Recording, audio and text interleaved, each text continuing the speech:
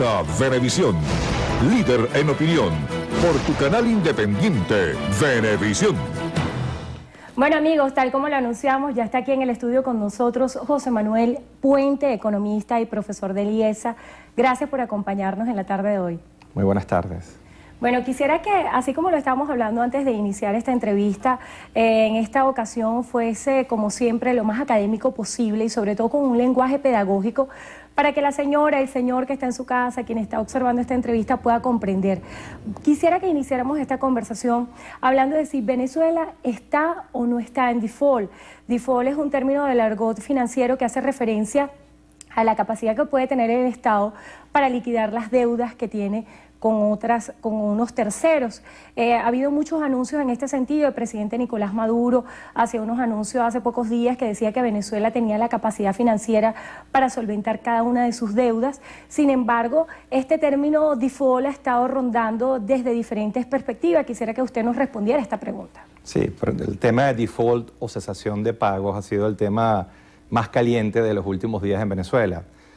La situación del sector externo venezolano es muy delicada, es decir, el nivel de reservas internacionales de dólares con el cual cuenta la República es muy bajo. En dólares líquidos, efectivos, no tiene más de 1.500 o 2.000 millones de dólares, es decir, una situación extrema. Sin embargo, hasta ahora el gobierno ha cumplido con sus pagos de deuda externa y yo creo que va a seguir cumpliendo a lo largo del año a pesar de la acumulación de vencimientos de deuda que hay. Es decir, los pocos dólares o muchos dólares que haya van a ser básicamente para dos cosas. Compra de alimentos y medicinas por parte del sector público y pagos de deuda. ¿Dónde está el default? ¿Dónde está la cesación de pago? Básicamente la cesación de pago se está haciendo al resto de los venezolanos a través de el no pago de los dólares que se debe al sector industrial, a los dólares que se debe a las aerolíneas, a los dólares que se debe a muchos sectores y de ahí el desabastecimiento. Es decir, el default oficial a deuda no se ha dado y no creo que se va a dar, pero sí hay una deuda gigantesca, un default gigantesco al resto de la economía y a todos los venezolanos. Generalmente cuando hablamos de materia económica apelamos a principios de la ciencia fáctica, de lo comprobable, de lo cuantitativo. Sin embargo, el tema de la percepción es muy determinante. Ha habido muchas dudas acerca de los bonos de la nación, los bonos de la deuda, la liquidez que pueda tener Venezuela o no. ¿Cuál pudiera ser hoy el panorama que tiene nuestro país, sobre todo cuando calificadoras de riesgo internacional han dado sus apreciaciones, si se quiere, negativas de la situación económica de Venezuela? Las percepciones no son realidades, pero las percepciones definen decisiones de los agentes económicos. Y la percepción que hay de Venezuela hoy es muy negativa en los mercados internacionales. Y no solamente por una percepción equivocada. Venezuela es hoy la economía de peor desempeño macroeconómico de América Latina.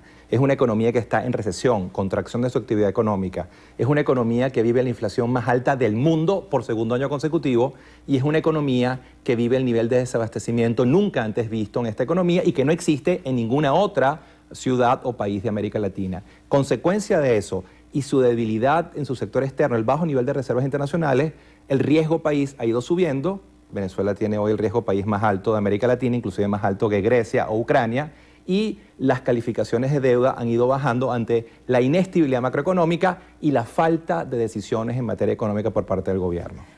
O sea que las medidas que de alguna forma el Ejecutivo Nacional ha anunciado a su juicio no han sido medidas eficaces. Hay algo mucho peor que tomar decisiones en materia económica y reformas en materia económica, y es no tomarlas. Y en este momento el gobierno no ha tomado las decisiones que tiene que tomar, inclusive muchas de ellas que había anunciado, como el ajuste paulatino del tipo de cambio, la unificación cambiaria o el aumento sensible paulatino de los precios de la gasolina. Uno de los problemas centrales, hay muchos, pero el central es el cambiario. Con un dólar a 6.30 es imposible generar una oferta de dólares que satisfaga la demanda. No importa cuántos dólares liquide el gobierno, a 6.30 el apetito de los agentes económicos es infinito. Por tanto, el gobierno tiene que hacer ajustes paulatinos, sensibles, protegiendo a los grupos vulnerables, pero tiene que ajustar ese 6.30, ir a una unificación cambiaria y en un mediano plazo, 1, 2, 3 años, tiene que desmontar el control de cambio, que es básicamente libre convertibilidad, tal vez con algunas restricciones en flujos de capitales como las que tiene el resto de América Latina. No es descubrir el agua tibia, es hacer lo mismo que hace el resto de América Latina, que el promedio de inflación de América Latina es 3-4% y la inflación venezolana en los últimos 12 meses ha sido 60%. Y con esto cierro la idea. qué está haciendo el resto de América Latina que no estamos haciendo nosotros, o qué estamos haciendo nosotros que no hace el resto de América Latina.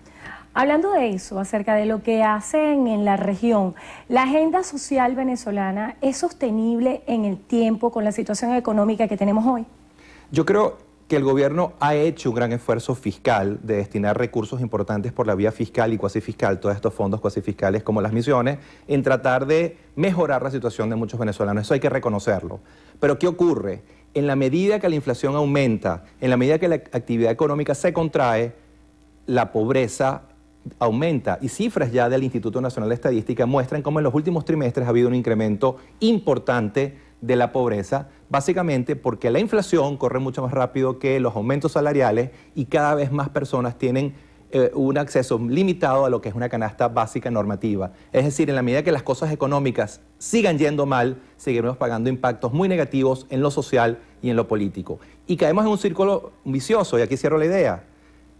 Es evidente que las encuestas muestran que la evaluación de gestión del gobierno ha tendido a caer muy fuertemente en el último año, consecuencia de la mala gestión macroeconómica. En la medida que no se tomen decisiones, eso seguirá ocurriendo, la evaluación de gestión irá empeorando y cada vez será más difícil que el gobierno pueda tomar decisiones. Es decir, cada vez el gobierno tiene menos piso político para hacer las cosas que tiene que hacer para revertir la tendencia y poner a crecer la economía con baja inflación y pleno abastecimiento. Acerca de la liquidación de las divisas, todas las acciones que se han tomado, por ejemplo, el día de hoy Cencoex va a hacer una nueva subasta de 220 millones de dólares precisamente para las compras de Navidad. De la mano de este anuncio de subasta, también viene la alerta por 120 empresas que no atendieron el llamado para la verificación del uso correcto de las divisas, y esto pudiera acarrear incluso algunas sanciones penales para estas empresas que no han demostrado de qué manera utilizaron los dólares. ¿Cuál es el panorama que hay en este sentido para diciembre, las proyecciones que se pueden hacer para fin de año? Mientras no haya una modificación de fondo en el precio de la moneda, en ese 6.30 que es absolutamente ficticio, recordemos que el tipo de cambio del mercado negro es 15 veces el tipo de cambio oficial. Es decir, una brecha gigantesca entre el tipo de cambio oficial y negro, y eso genera múltiples distorsiones, y una de ellas es que no importa cuántos dólares tú liquides, a 6.30 el apetito es infinito por los agentes económicos. Esa decisión a través de Cencoex de liquidar algunos dólares va a ser una pequeña ayuda, es un pañito caliente, pero el problema de desabastecimiento va a continuar en Venezuela mientras no se tomen decisiones de fondo. Con respecto a las irregularidades, lo sabemos por el tipo de los controles de cambio actuales y los del pasado.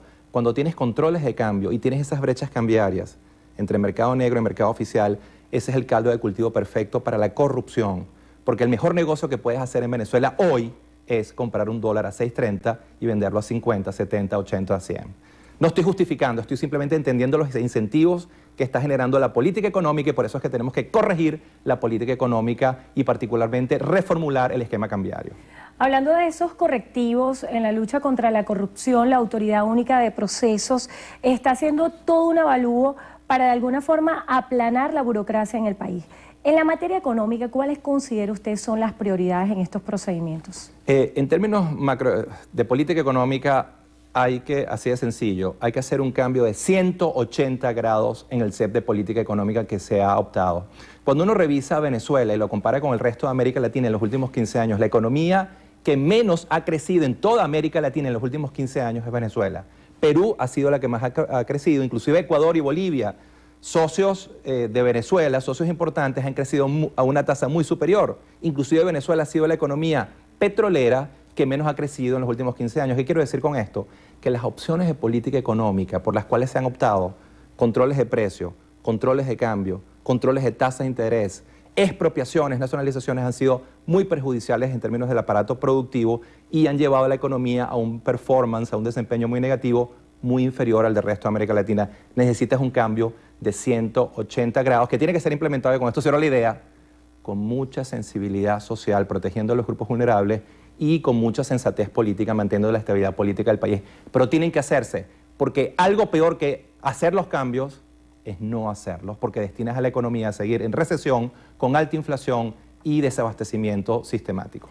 El reto de la reactivación del aparato productivo, ¿cuál piensa usted son en concreto las medidas que se deben tomar o los incentivos para que muchos venezolanos puedan repatriar sus capitales, como ya lo anunciaba el presidente Nicolás Maduro, de que eso era una necesidad prioritaria. ¿Cree usted que existen los incentivos en Venezuela para que se puedan repatriar capitales? Lamentablemente no. Con el esquema cambiario actual no es posible, porque simplemente alguien que tiene $1 que puede estar costando en el mercado 60, 70, 80, $100, no lo va a repatriar a 6.30. Es simplemente imposible.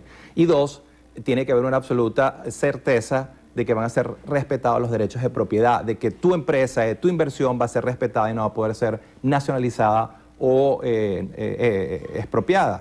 Y eso junto a un set de política económica muy consistente, como el de control de precios, donde yo creo en los controles de precios, solamente que los controles de precios tienen que ser estructurados con base en información y capacidad técnica. Tú instrumentas un control de precios sobre un producto, pero trimestralmente lo revisas de acuerdo a la estructura de costos. Si la estructura de costos sube, tienes que aceptar incremento del precio final en esa línea. Si no lo haces, simplemente haces que se desfase el precio con respecto a la estructura de costos y los productos desaparecen del mercado. Y hoy en día, todos sabemos, todos hacemos colas tremendas para poder comprar cosas básicas. Y ningún empresario es tan tonto para dejar de producir si un producto da ganancia. Si un empresario dejó de producir, es básicamente porque ese producto no es rentable producirlo. ¿Es rentable hoy hacer inversiones en Venezuela? Venezuela sigue siendo la economía de mayor potencial de América Latina, donde las tasas de retorno son extraordinarias.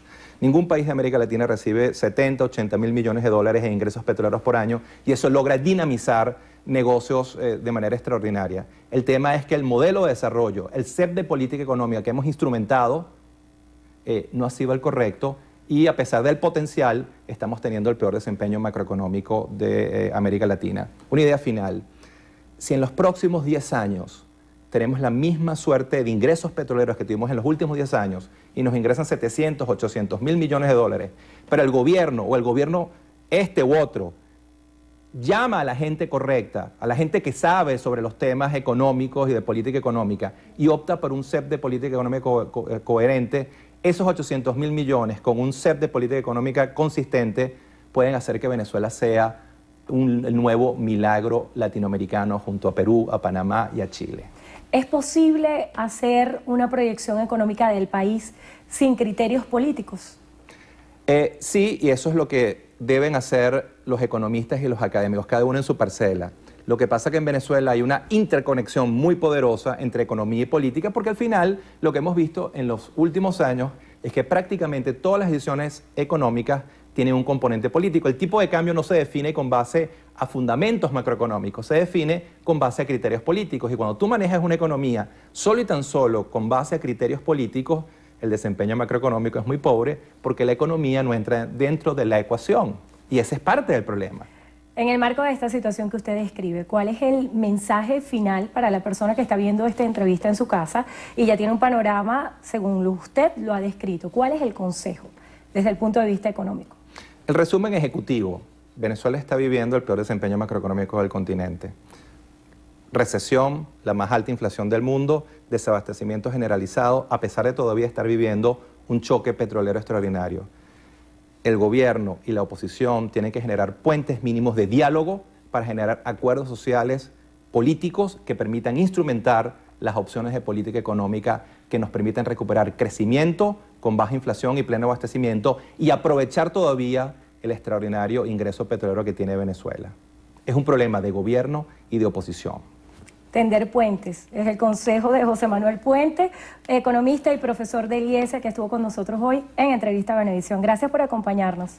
Gracias a ti, un gusto. Buenos días.